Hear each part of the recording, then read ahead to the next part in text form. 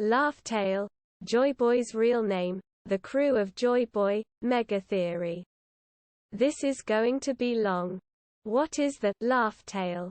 From what we know, the LaughTale, One Piece, itself seems to be some sort of funny story, funny image. I think that the One Piece itself is a statue of the crew of Joyboy made completely in gold. It doesn't make sense that the One Piece would be a story, more so that the One Piece would complete a story. They say a picture is equal to 1,000 words. What better picture would there be than everyone who was with Joyboy? Poneglyphs. The Pongalpires talk about a lot of things. Some of them talk about history, some talk about the ancient weapons and where to find them, and others show you the location of the One Piece, LaughTale. According to Tamago, 9 poneglyphs are needed to understand the true history. Where do the other 25 come in? 4 of them are needed to find LaughTale, but that still leaves 21.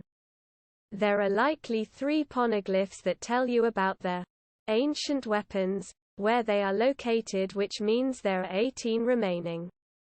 I think that the remaining 18 poneglyphs are related to the One Piece and the story behind it. One of the poneglyphs is in Apology to Poseidon from Joyboy. One of the poneglyphs tells you the true name of the ancient kingdom. The other 16 tell the story of Joyboy and his crew. Who was Joyboy? And who was his crew?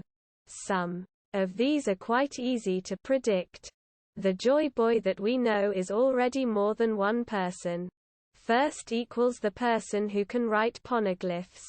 Second equals Wilder of Nika. I don't believe that Joyboy could actually write poneglyphs. It's more likely to me that Joyboy was somebody simple like Luffy and had someone in his crew who could. I think there were 8 people on Joyboy's crew.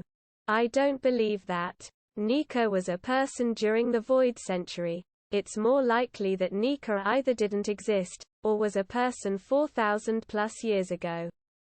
Instead, I think that Joyboy and Nika are different people and that Joyboy wielded the power of Nika either via a devil fruit or some other way. I also think that the Void Joyboy had a specific name, that name being Sun Wukong. It makes so much sense that Void Joyboy would be Wukong for many reasons. Luffy has the power of Nika, which lets him do whatever he wants. That same fruit has been evading the world government for 800 plus years, meaning it has existed since the Void Century. I believe when Oda eventually writes the LaughTale, that we will be getting a flashback of Wukong and his crew similar to with Roger. I think that his story will be loosely based around the story of the actual Sun Wukong, Journey to the West. Many people believe that Luffy is based on Sun Wukong. His story is about somebody rebelling against the gods and having fun. There is so much potential of adaptation. Sworn brother of Wukong, known as the Ox King, who is the great sage who pacifies heaven. A character named Red Boy, who can control flames and is the son of the Ox King. Wukong becomes the king of hell, Yama, for a time. Methods of immortality: meditating, willpower, fruits that grant you power, animals that are semi-human, minks, monkeys. Being used as slaves: flower fruit mountain. Wukong drinks wine and accidentally becomes immortal. Then while drunk on said wine eats pills that also make you immortal, gets punished for this and becomes more immortal. Equals totally Luffy thing. Shimotsuki Ryama. A candidate for someone in his crew is actually Ryama for a few reasons. We don't know the time period that Ryama lived. Ryama was known as the sword god. Wano itself seems peaceful. The Kazuki family was ruling for who knows how long. I think that it is likely the Shimotsuki family ruled during Ryuma's time, with Ryama as the daimyo. If Ryama left to help Joyboy, he would have likely left a close trusted friend in charge of protecting the country. Ryoma would have been playing the role of Zorro, as he acts pretty similar to him. Kazuki. Funny enough, I believe that creating poneglyphs is something unique to the Kazuki family and even separate from Ryoma. This would mean a Kazuki would have to be on the crew. This person would have fulfilled a similar role to Robin except in reverse. Instead of reading the true history, they would be the one recording it. It's also likely this person would be similar to Sanji Kinnaman. In personality, this person would be a best friend to Ryoma in the same way that Sanji is. Zunisha. Another person who is confirmed to be close to Joyboy and Wano is Zunisha. There is no doubt in my mind that Zunisha played the same role as Chopper and/or Laboon. Laboon had a promise broken, Zunisha broke a promise. Poseidon. A third person who is also confirmed to be close to Joyboy is Poseidon. Since Poseidon is an actual person plus has gotten an apology from Joyboy, I think it may be safe to assume Poseidon was with Joyboy for some time during the war. Lunarians are one of the only known races in One Piece to ever have been genocided by the world government. The WG needed to silence the Lunarians as they likely live extremely long lives. Possibly long enough to still be alive today from the Void Century. Possibly because one of them was infamous enough to be on Joyboy's crew. King himself looks to be in his early 20s, but he is actually 47. Giants are one of the most powerful races in One Piece. They are constantly sought after by the WG via research or slavery. An entire island of giants could likely be unaffected by a buster call. I think the giant likely played the role of Frankie, building the ship, Pluton. Take a look at Wano. Pre-Wano we have seen many swordsmen roaming around. None of them compare to the average samurai in Wano. Now, imagine Elbaf. We have seen giants, but they are in no way a threat, in the way the WG sees them. I don't think we have seen a giant who is at even close to the average giant who lives on Elbaf.